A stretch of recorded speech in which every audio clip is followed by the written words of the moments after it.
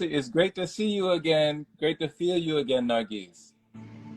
Likewise. Lovely. Yeah. Yeah. The people are saying I can hear you both. All right, so then we keep it this way. But I can see that you have some sounds of yourself. I saw you holding a flute. Oh, yeah. I'm always getting just a little meditation before the conversation. It's one of my like rituals is just to work with the breath, calm it down so that we can ground, you know? Yeah. Let's do it. Okay. Oh, you want to do it now? With the flute. Yeah, why not? Sure. Sure. All right. So how much you want? You want a little bit? Do whatever you feel like. The invitation. I love this. Okay. Well, go ahead. Just get comfortable. Take a couple deep breaths. And thank you, everyone, for joining. Thank you, Nargis. And blessings.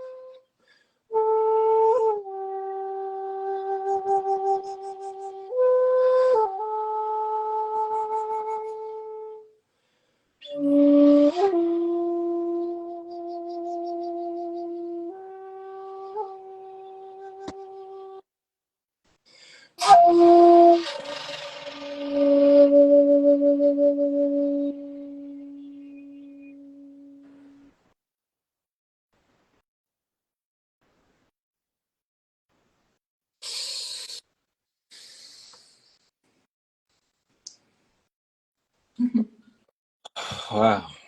Bless. It's like getting high on your own supply. I love it. It was a beautiful start of our life. I really like it. I remember the last time we did a live. I think you did it too in the summer as well. Yeah, it really makes it. Did I can't help but hear. Did you say a beautiful start of our live? And it's interesting you say that, Nargis, because the breath is our life, you know? That's like part of how our life begins. The live in real life, you know? I don't know about breath. What do I know about breath? I know about breath that it just happens spontaneously. Yeah. Yeah. and that the way we breathe is a frequency that can be either chaotic or harmonious, Mm-hmm. and that directs the projection of the reality and the manifestation of creation. Mm-hmm. So a nervous system that is stressed will have a breathing pattern that isn't harmonious, and that will be projected into reality, and reality will turn also in not being harmonious. Right. Seem like that. Yeah. Right. I agree. Like when I first started playing this thing, I couldn't play it, you know? Like my breath would not allow the note to carry through. There it is. Hey, there. Blessings. Yeah, I remember watching you play that. Yeah. And Awesome. we were in Italy, yeah? Yeah. Yeah. That was fun. That was fun. Go ahead.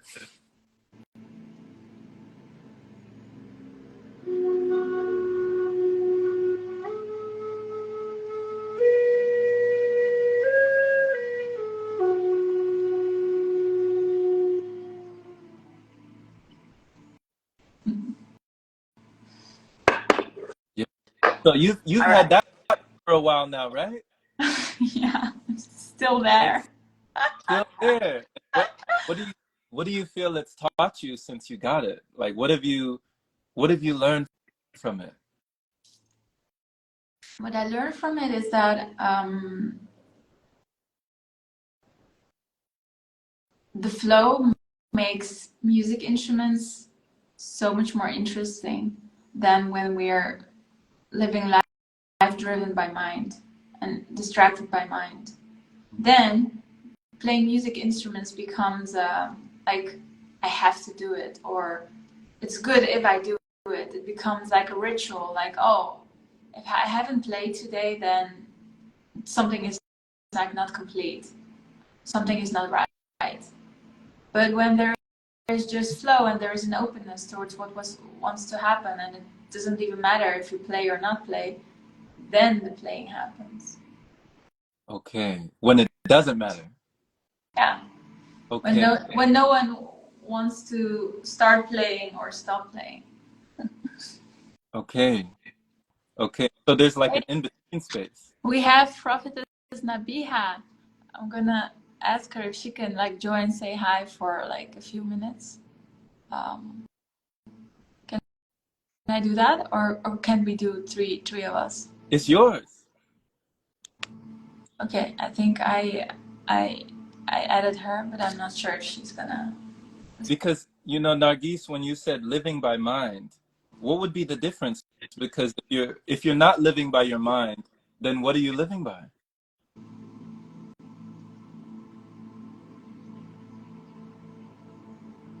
Life lives you. So what happens is that the energy, it's just so much more effortless for the energy to move through you when there isn't this contraction of I want to control what is happening, or I want to know what is happening, I want to understand what is happening, I want to make sure that tomorrow I will get what I want. So that means that today I have to do something that I don't like to do. Okay. Okay. And would that ever interfere with the sound or with the harmony? What? Interfere with what? Like when you're playing the flute and you're living by that. You're living maybe in a different place. You're not living in that stillness or in that presence. Would that interfere with the music? Of course. And it's like immediately things struggle arises. Immediately. Then whoop, the mind wanted to grasp something, take ownership of the beauty. Usually it's that.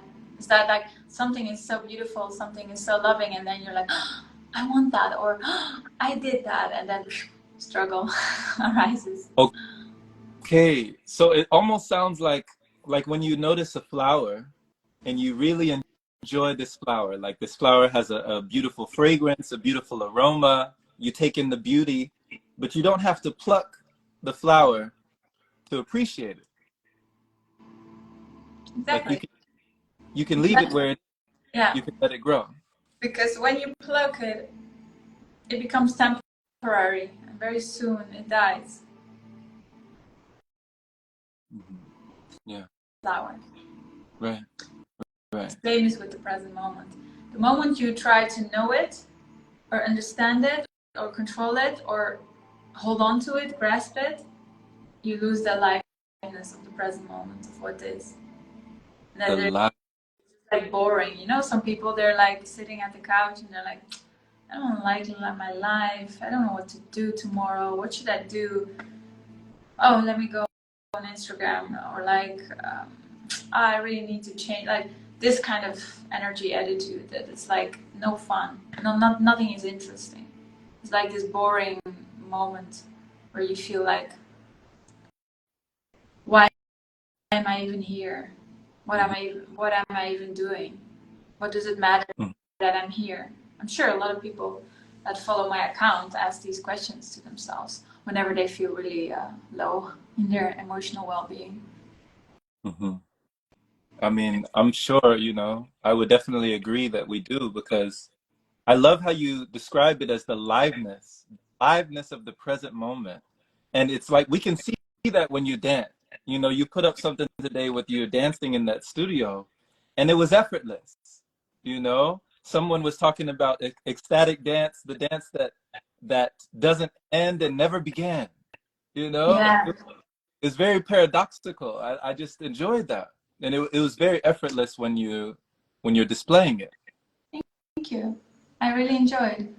The more I enjoy the dance, the more beautiful it is actually, and the more flow arises, the more effortless it is, and the more enjoyable it becomes. The true joy is when we're present. When I try to make a beautiful dance, that's when I'm not gonna enjoy it. Mm. When I try to make a dance like this or like that, or big or small, then it doesn't flow. But if I just start moving because I feel like moving, and then the body gets moved by the energy itself, and it's the song that starts to dance with you and move you in yourself. The sound starts to resonate in the cells. It's really beautiful. Yeah. Yeah. Yeah. It's like kind of like how you said, you know, life lives you, or the universe breeds you, or the dance dances you, you know? Yeah. It's like you're allowing to whatever it is to be, you know, you're not trying. Did you have to learn how to do that? You know, have you always been dancing so effortlessly, or did you have to somehow learn how to be effortless? Well, to be honest, I dance every day at home, and since no one watches me, or yeah, sometimes my daughter watches me, but she's really bored by my dances. She's like, "Oh, mommy, again." No, she likes to dance with me, but she sometimes she gets a bit tired of it. Mark? Yeah, I don't know why that is. Why does she become tired of it? Yeah, I think she wants my attention and she wants to talk to me. And oftentimes I'm not in a space where I really want to talk. So then I just turn on some music and I want to be silent and dance and play with her and dance with her. And I don't necessarily want to talk about school and like, because then that's all mind stuff. Although there's nothing wrong with talking. I mean, I enjoy talking right now, but for some reason, sometimes I have these moments with my daughter that she wants to talk and that I don't want to talk. So then we kind of have to find the middle ground in that, how to meet each other in that. Mm, but what was I saying about dancing?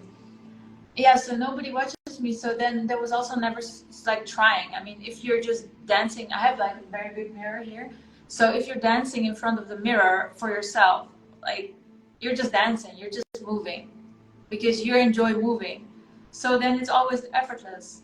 But once I turn on the camera, I really have to like take some moments where the mind settles down so the energy can just reside in the body. So it takes a few moments that the mind is like, okay, you know, because the camera is a trigger. The camera is a trigger for, oh, others are going to see me. Yeah. And the mind responds to that because then it wants to like achieve something, right? So as long as that energy is not being seen through, and that energy hides in so much little things, that's where integration after liberation is about. It's about seeing all these energies popping up, and as you see them, they cannot be fed anymore, and then they slowly start to die. And that's why liberation is not like boom, you're like it's finished, no desire, no frustration, no suffering at all.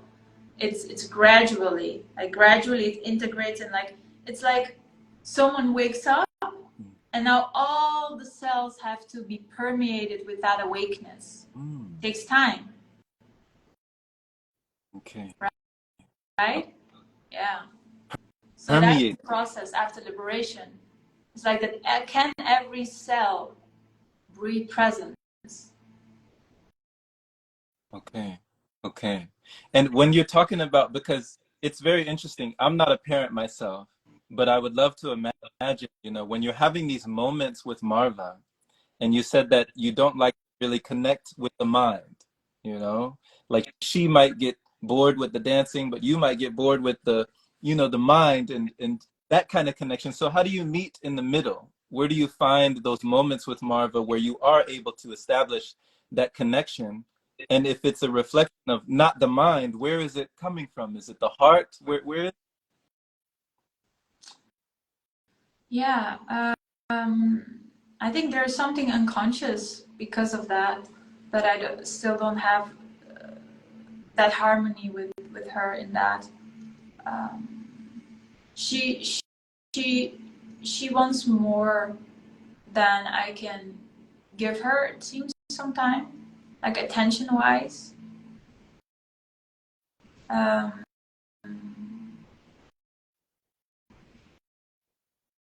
I don't know if that's natural to children or it's something unconscious in me that I project into the space and see that reflected in her. I don't know. Maybe I don't give myself enough attention. I don't You know. you would say? I'm trying to figure it out, but maybe I will do that another time. Yeah, because when you said natural for children, I mean, was it natural for you as a child? This is interesting question. Yeah, of course, as a child, I really wanted the attention of my parents and I wanted to be seen.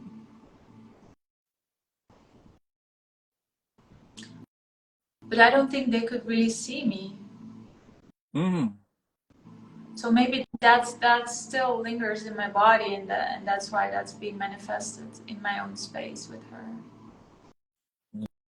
Very interesting, because even on that post where you were dancing, you wrote like who desires to be seen. It was something that you wrote, wasn't it? It said something like that. Yeah. Like Yeah.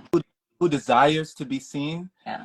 You said your parents didn't see you, or they were Well, my parents were there for me. I mean, I grew up living with my parents. right. They did the best they could, but I don't think they could really see me because I don't think that they really saw themselves.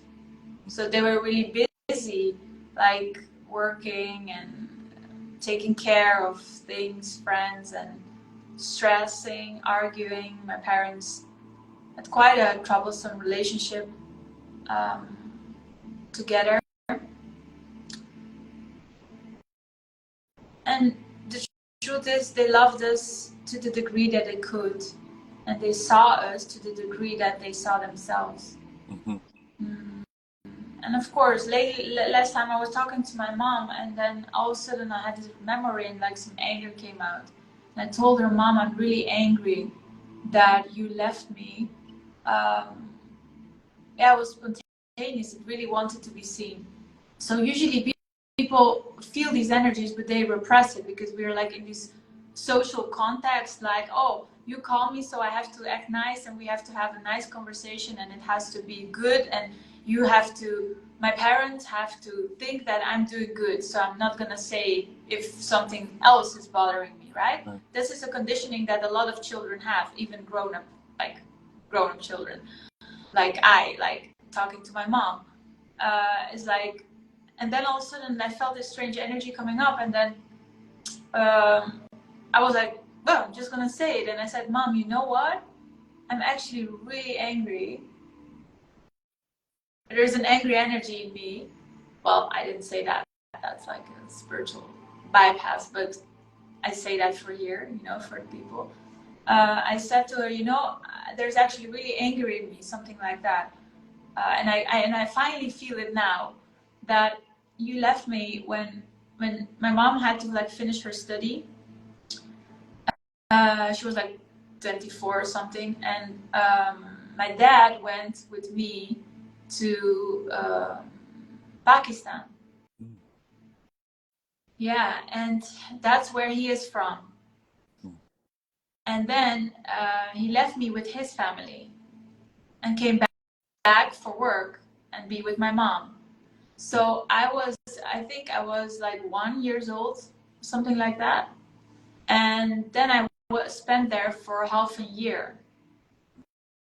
And there was this energy inside of me that was like, why did you leave me? Why did you abandon me? Because that 1 year old didn't know what was happening. And that energy got trapped in my body, that fear for abandonment. So then later on in my life, I had this avoidant attachment style, which partly is like fear for being abandoned, but also fear for attachment, because the conditioning is saying, if I attach myself, then I'll have to feel the pain of abandonment, because that's what actually happened. I attached myself to my mom, which is a natural thing to do for a child. And then I felt that I lost her, and I had a lot of pain. So that got stuck in the nervous system as a energetic remembering. And then after a half year, I came back, and my mama had graduated and things like that. And then I didn't recognize my mom. My mom said that I said to her, aunt, Mm. aunt, you know, Mm-hmm. like aunt. Right. And then of course people start telling me, no, it's your mom and things like that. You know, it's not your aunt. Right. Yeah, and then after that, I think I never really gave myself fully to this world. Mm. I always, I withdrew. I lost connection with this world. I lost connection with the feminine, with existence, and I resided here, dreaming and fantasizing. I was not embodied. That's how I grew up. Okay. That was my start. So how did we come on this topic? Yeah. Anger, right? Oh yeah. So I expressed that to my mom, and she said, of course, started to defend herself. And then I told her, Mom, I don't care what the conditions were, why you did what you did. It doesn't even matter. It happened. I don't want your explanation. I just want you to see me in my anger. Can you just see me in my anger? Can I just be right now? Can I just say this to you? Can you receive this? And then after some time, she was like, yeah, I'm sorry. And that was even not necessary. Even the sorry wasn't necessary. It was just that, just give me space to be in expressing what I want. Mm. So you weren't even looking for an apology. No, I just wanted to express what I wanted to express, that was still in me, and I wanted to be seen by her with that. Mm. So after that, it happened recently, actually, I think a couple days ago. I realized my fear of attachment and my avoidant attachment style and my fear for abandonment in romantic relationships is over. Yeah. How? So I now I have like a healthy attachment style in my nervous system. Yeah. How? Yeah, it just clicked. It just clicked because that pain that was stuck in the nervous system, it was seen, it got out, it was released, it was able to be in connection with her. It was restored because the trauma is disconnection. It's like something happened and you don't have support. It's Okay. not expressed. It hides in you, Right. because it's so painful and nobody supports you in that. Like when I was 1 year old, I couldn't tell anyone like, hey, can you be with me with this? I didn't know what was happening myself. I was just in panic because my mom wasn't there. And everyone who was holding me was not my mom. So, yeah, and I realized that, yeah. Wow. Wow. Yeah.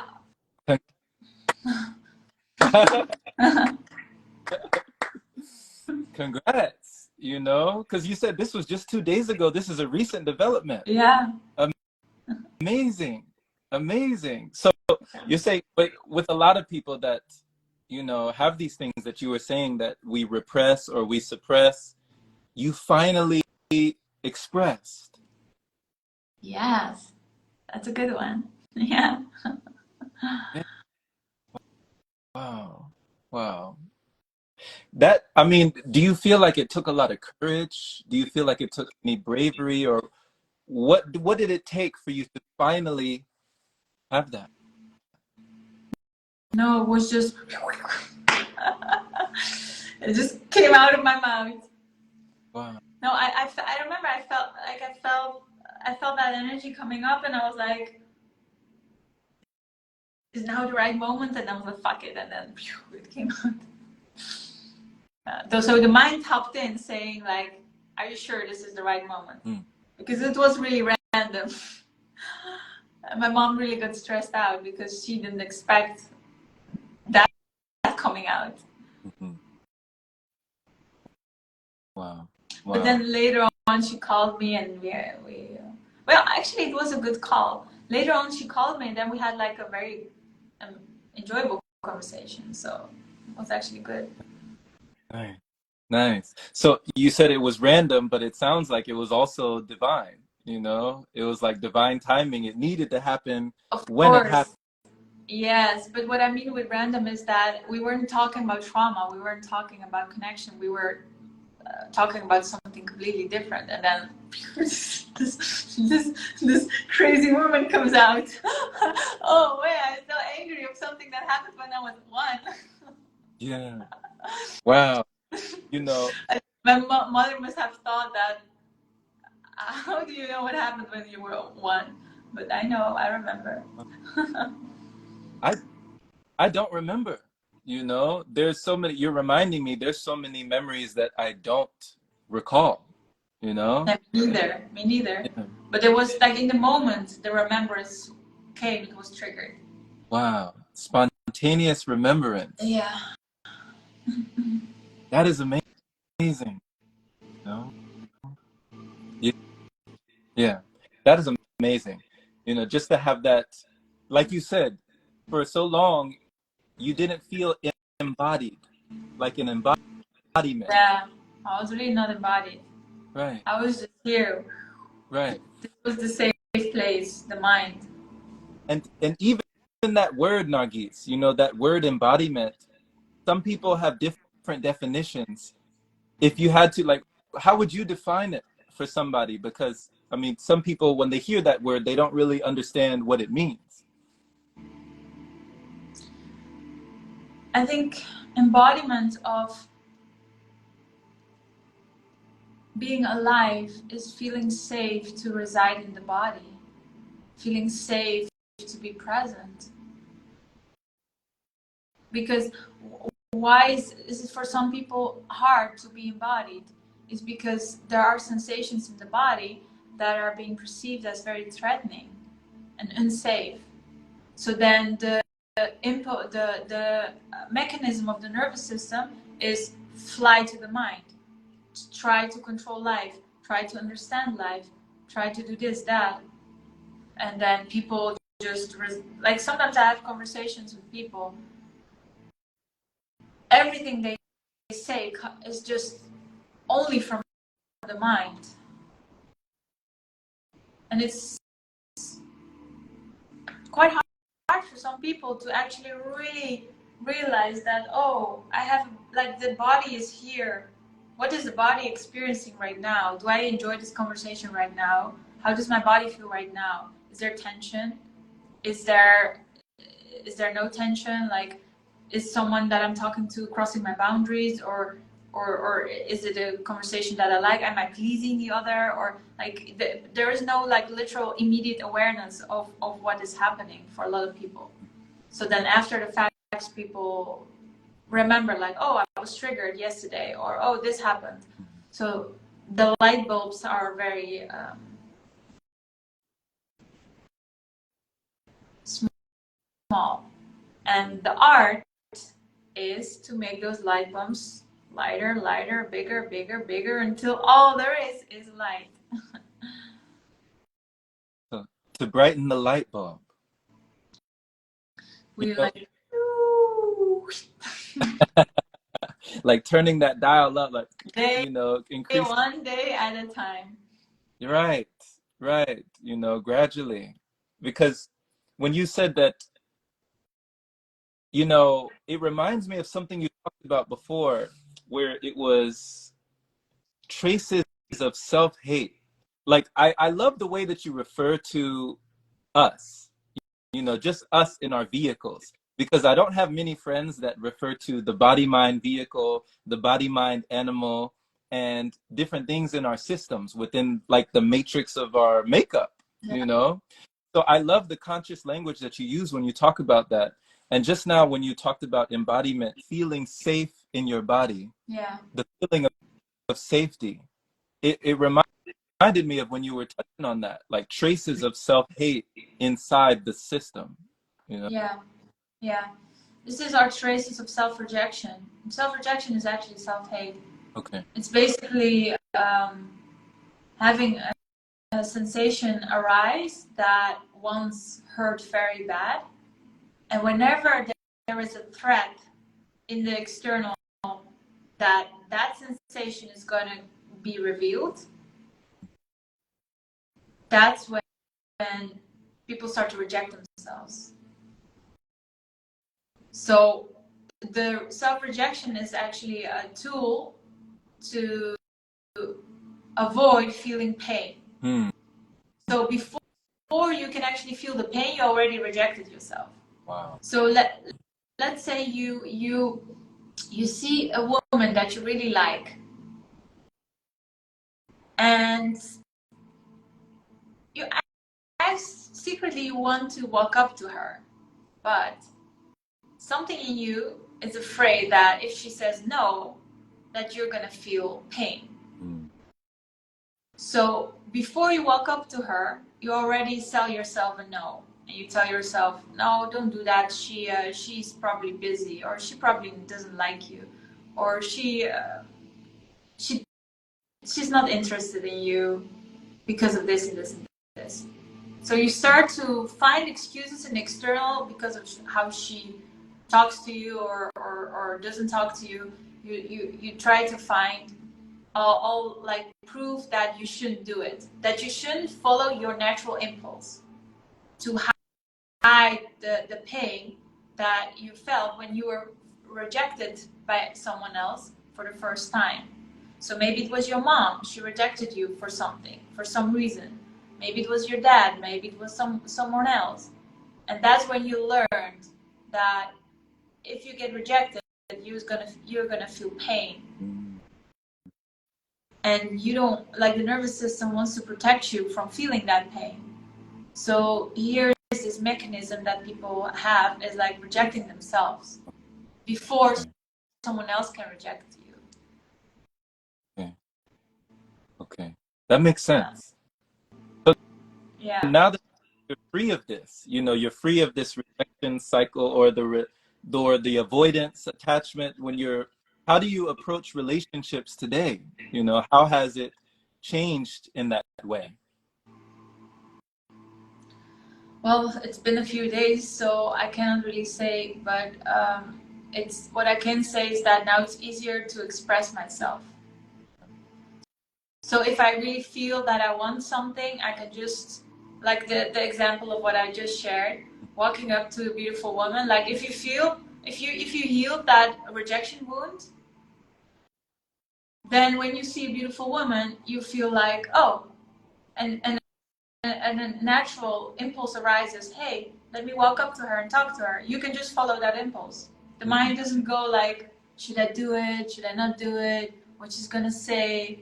You're just like, oh, I'm just gonna say it, and I will see what happens. Okay. And if she says, no, I don't like it, then like, oh, okay. It can be painful, can be really painful, but you're gonna just bear it and proceeding, enjoying your day or not. Right. Right. Yeah. So yeah, It could.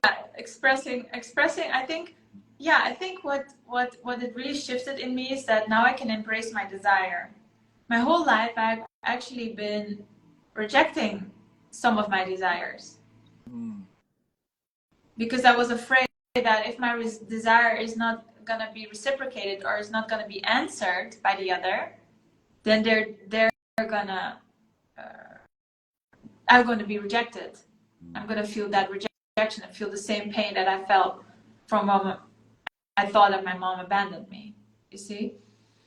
So, yeah, and I cannot say that I always rejected my desires and every desire, no, but there was some aspects to that. Yeah. Okay. Okay. For instance, I if I would, like when I was a young girl, and until 2 days ago, I would never, like, it would be very hard for me to say to a man that I really like him or something like that. Like that, that's like impossible. Impossible. I could only say that after I really knew for sure that he was in love with me. So I've had 2 relationships and they really like chased me. So then I felt safe enough to say yes. Yeah. So you had to be 100%.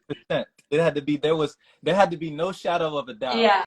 Before you before you left. Yeah. So those 2 relationships have also been with men that were very jealous, and it's a while back already. But that was because if someone is really jealous, then when they are chasing you and they're making it clear in their energy that they are jealous, you feel really wanted, right? It's like, oh, this person is so stressed about losing me, so that means that this person really, really, really wants me. Okay. You see? And that's why people feel attracted in the beginning to people who are really claiming, you know. But then after some time, it becomes annoying because this person is really grasping onto you. Right. But yeah, so sometimes women like are complaining that, oh, my partner is so jealous. But you have to ask yourself, what is your benefit of being with someone who is jealous? What's the benefit for you? Benefit for you is that you feel safe, that they're never going to leave you because they're like so holding on so tight to you. So this is the reason why we attract these people into our lives, until we make it conscious and we make it clear. We want to stop playing those games of like, hold me tight, otherwise I'm going to die, you know? And I mean, the hold me tight could be a hold me tight, or it could be a stranglehold. You could feel you're suffocating. Exactly, that I meant the second one. Yeah. Okay, so is that kind of like the dynamic, Nargis, with the narcissist and the empath, where they might attract each other? Yep, that's it. Is that dynamic? Yeah, that could be it. Yeah. Okay, where you feel a lot and the other person wants a lot and they might be jealous a lot, but then you feel wanted a lot. Yeah. So it's hard to let go. Yeah. Until the suffering becomes too expensive. Right. Then people usually end it. Usually. Yeah. Some people stay in suffering relationships for years. Yeah. Yeah. Because they don't see the dynamic. They don't see what's actually going on. They continue saying that he has to change. He has to change. He has to work on himself. He has to go to therapy. But the question is, why is your reality shaped in that way? What in you manifests this person reacting to you in a particular way? And why is that person even in your space, in your world? How is that person there? Okay. Okay. So another thing, like another topic, but this is something today I was pondering as I was writing. I noticed that after liberation, I've never had like a man expressing lust to me. Yeah, like it. Never. Like yeah, it was like it felt like there was some wall in front of me that was protecting me because I have transcended that particular energy. Like the wall of liberation put a stop to the lust? Well, I don't think it's a wall of liberation. I think it's the wall, yeah, wall of love or something like that. That you're like protected, because like the if the lust is not in you, then it's very hard to manifest that into your space because the space is a reflection of you. So sometimes it felt I even explored with walking around with a skirt and just seeing what would happen. So it seems that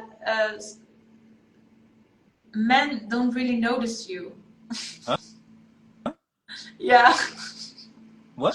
Like men that would usually really respond in a very vulgar way or something like that, like they don't see you. You're invisible. Yes.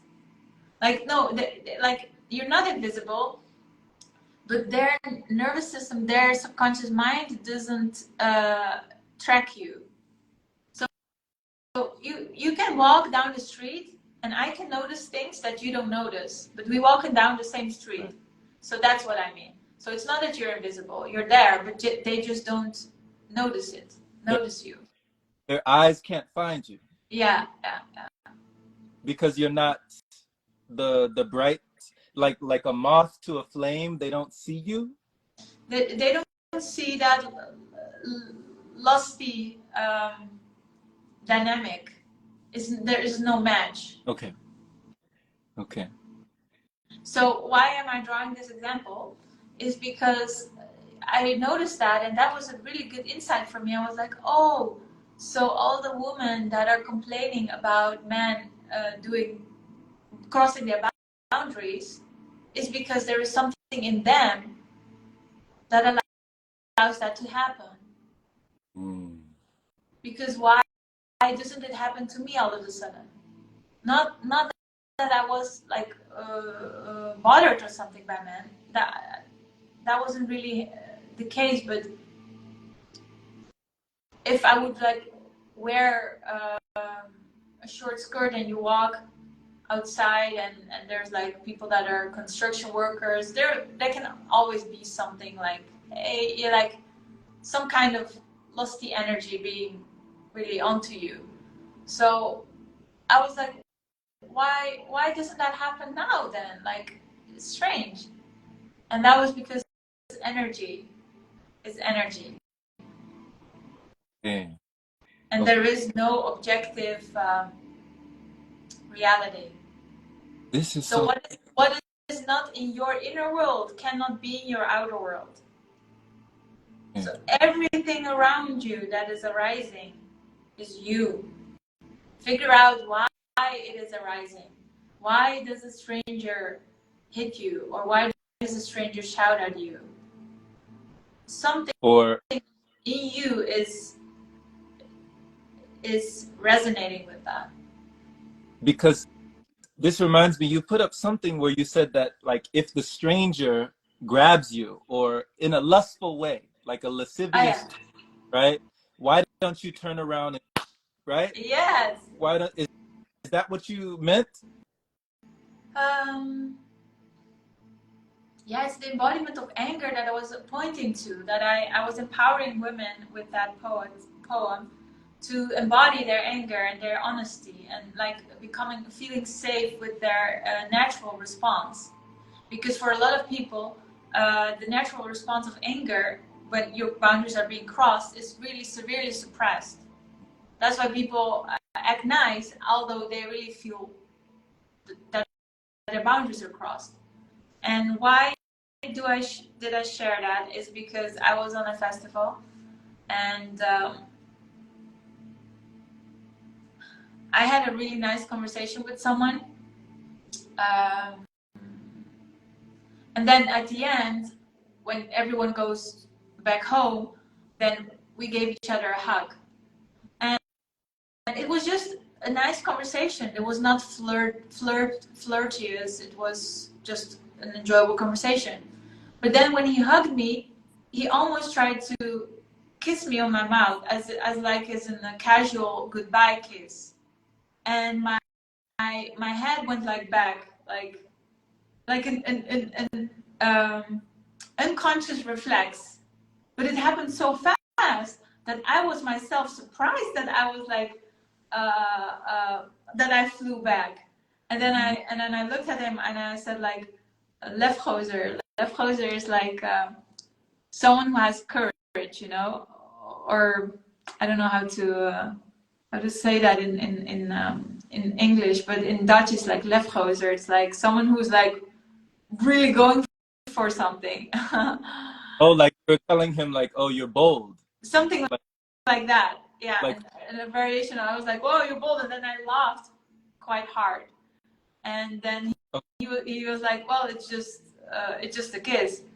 And yeah, that was it. And then, your reaction, you said you went back. That was like involuntary. You didn't, you had no control over that reaction.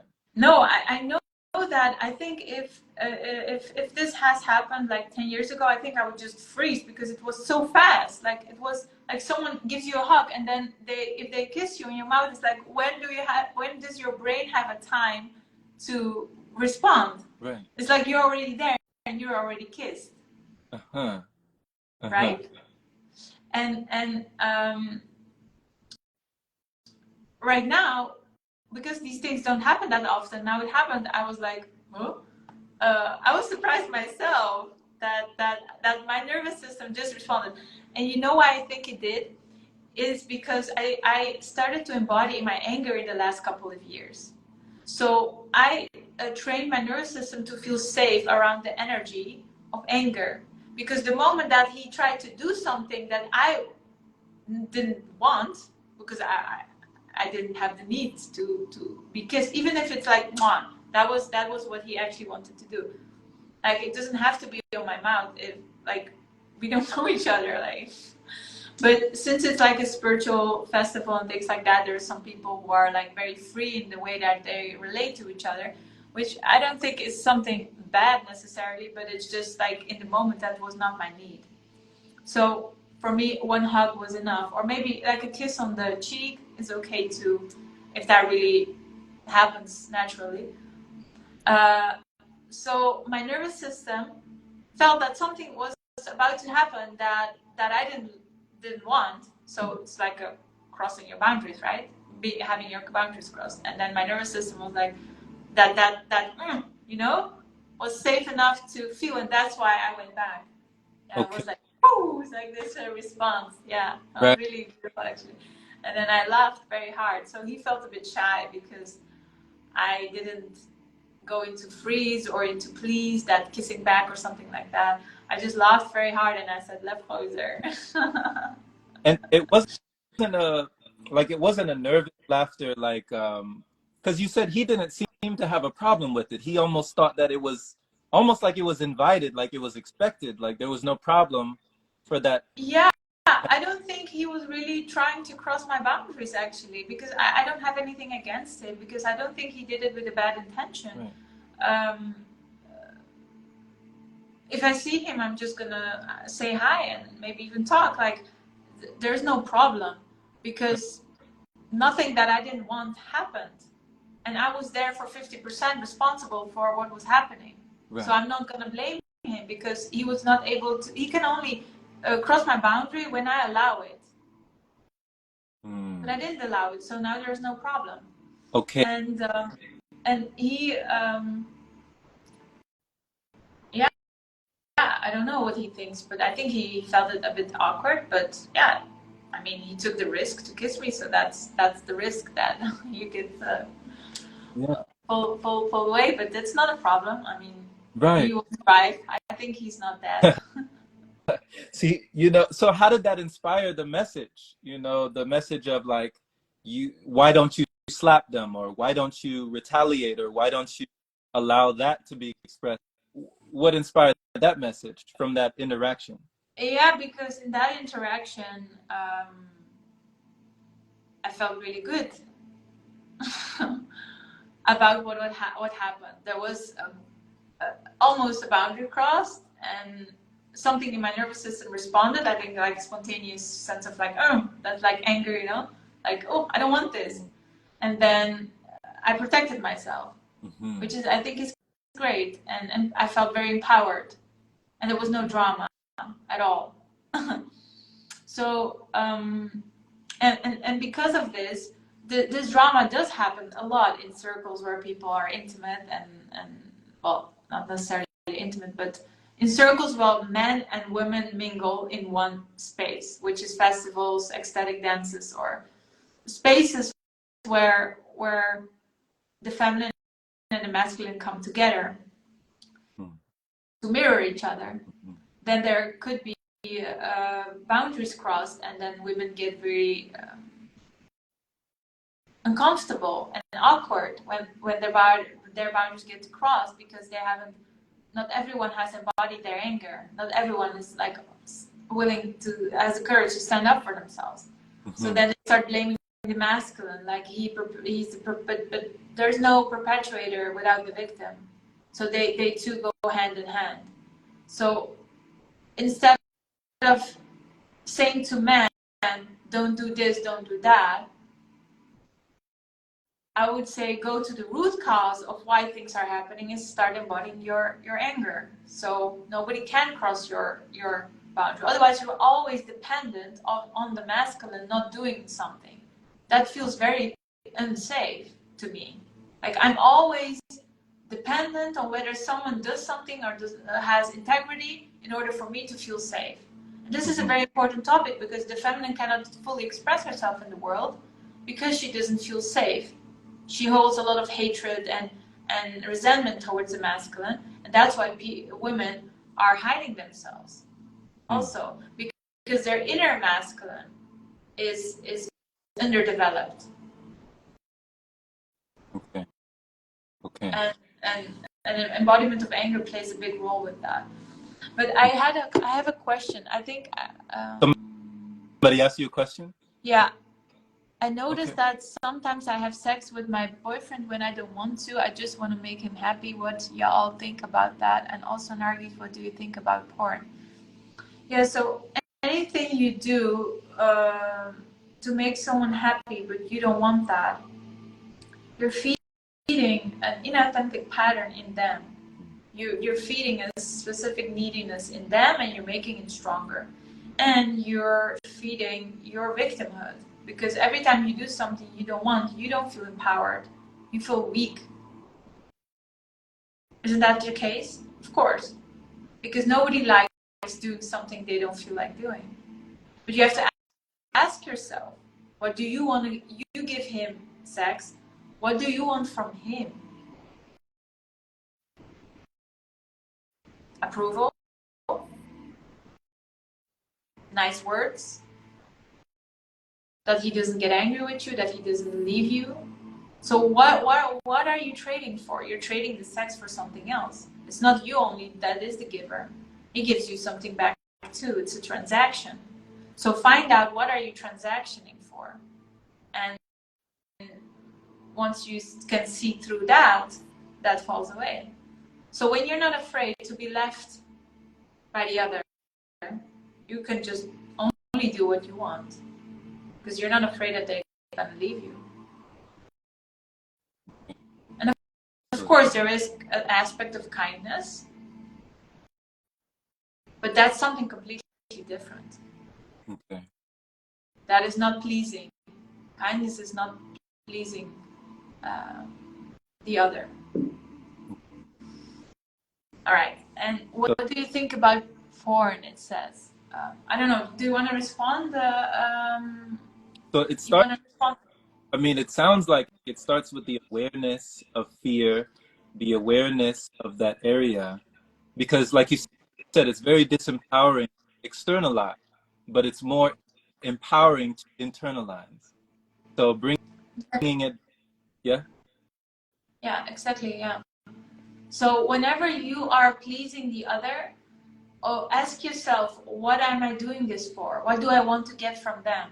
Mm-hmm. Because you're trading your authenticity for something, for safety. So you're probably going to be afraid that he's going to cheat on you or leave you or abandon you or something like that, or just be, how do you say that? Nagging you or something like that, or not go shopping with you. He's not gonna reciprocate some of what you want. So if you're afraid for him not doing that, then of course you're gonna sell out, and it's not enjoyable.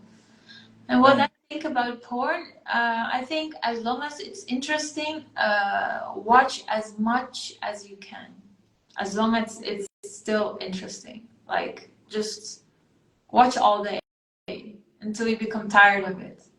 You have to like fall through it to transcend it. The saying to yourself like, oh, don't watch porn, like, it doesn't work. It's just gonna end up you not doing it for a while, and then you will start doing it again. So just like, as long as there is like some energy in you that wants it, like, just give yourself completely to it, and at some point you'll see it's like, it's boring. Is this similar to what you said when you were talking about how the body mind learns and how the body mind animal has to play out the pattern? When you were talking about before, when it came to food or levels of consumption that we might have, where we might have an addiction or what we feel like is an affliction or something that is like a constriction within us. And you said that it has to play out, like the pattern has to play out for you to finally be rid of it. Is that what you're, is this the same thing? Can you ask your question again? I was a bit distracted by reading. Yes. Is this the same thing where the pattern has to play out for us to finally be rid or to finally release that energy? Does it have to play out? Yeah. In consciousness, in your light, it has to, like, you have to. In Russian we say pralubit. Lubit is a verb of love. So truly love it entirely and through it, like, love yourself through it. So if you have some energy in your body that still wants to watch porn, like, I think it's because you're rejecting yourself for doing it. That's why there is still a resistance, and that's why that gets feed on, because what you resist persists. So the moment you really don't care about it, you don't have a judgment on it, it becomes very boring.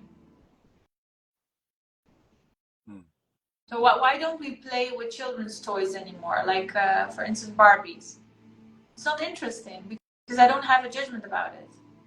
It doesn't do anything to me.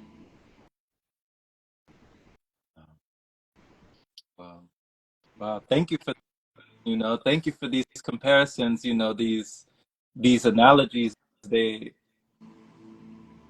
It's interesting, it makes one think differently. Yeah, and the more someone represses their sexuality, the more porn there will be.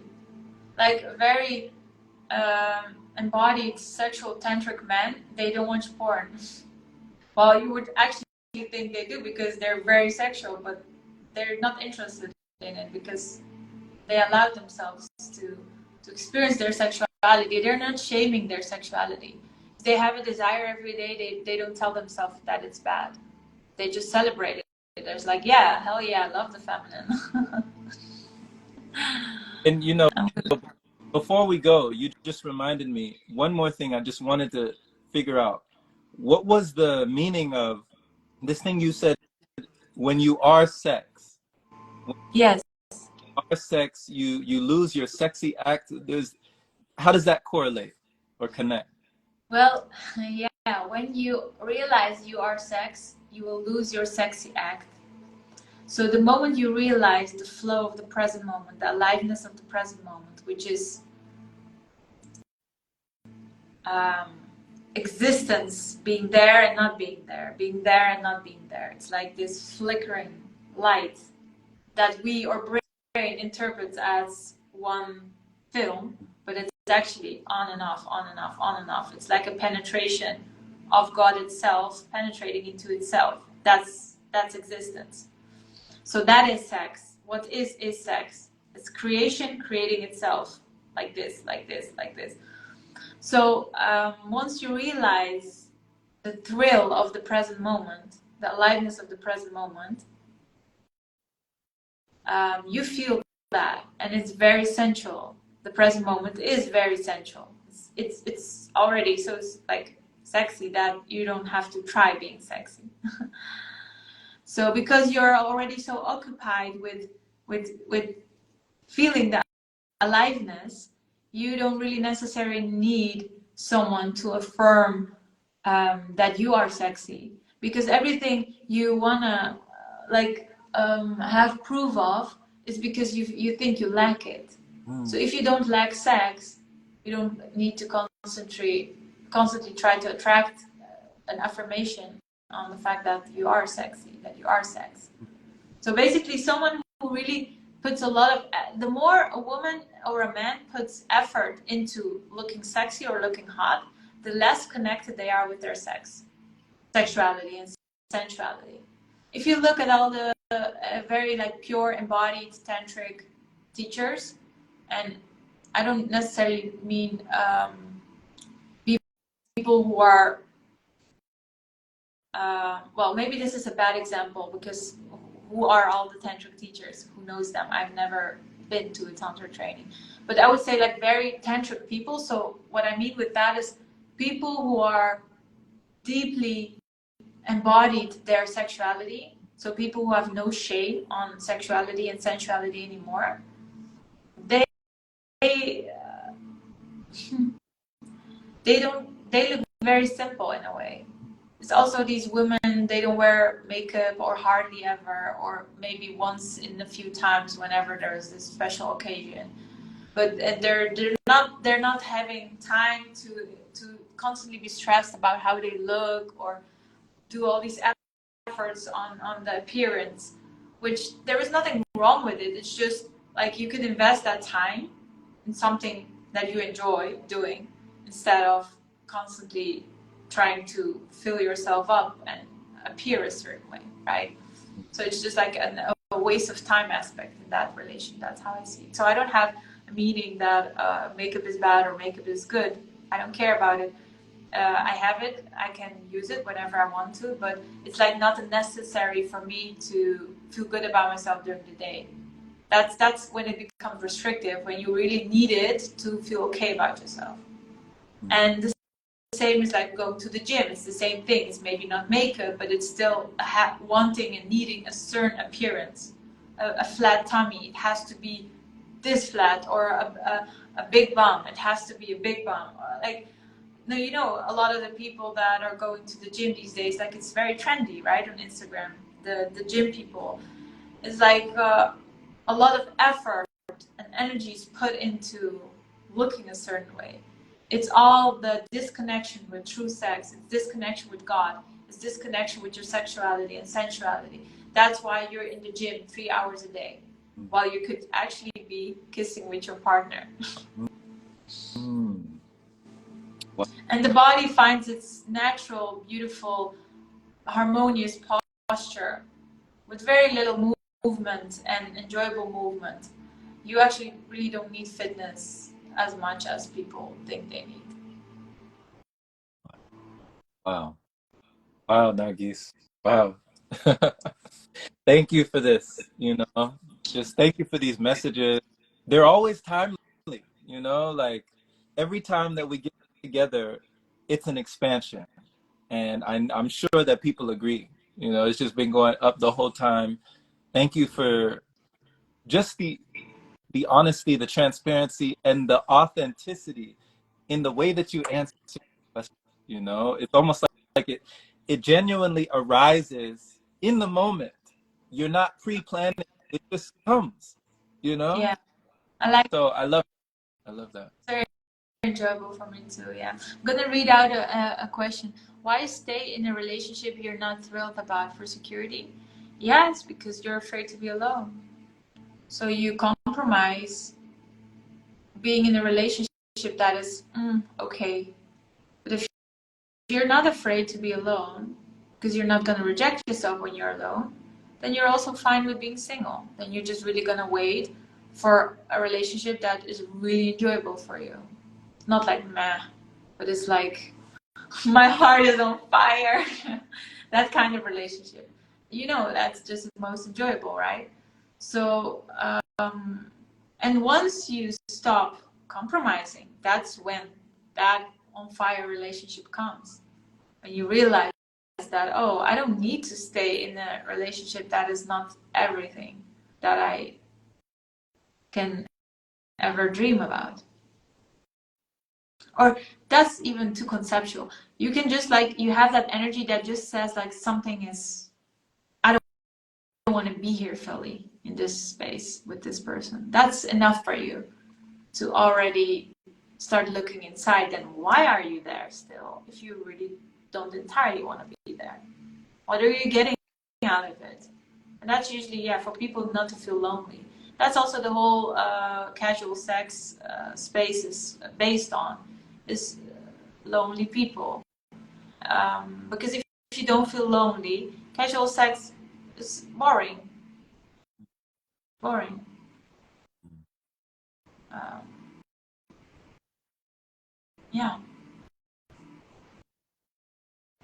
And in the presence of the aliveness of the present moment, which is never boring, there is also no need for casual sex, because all there is sex. You can invest your sexual, sensual energy into art.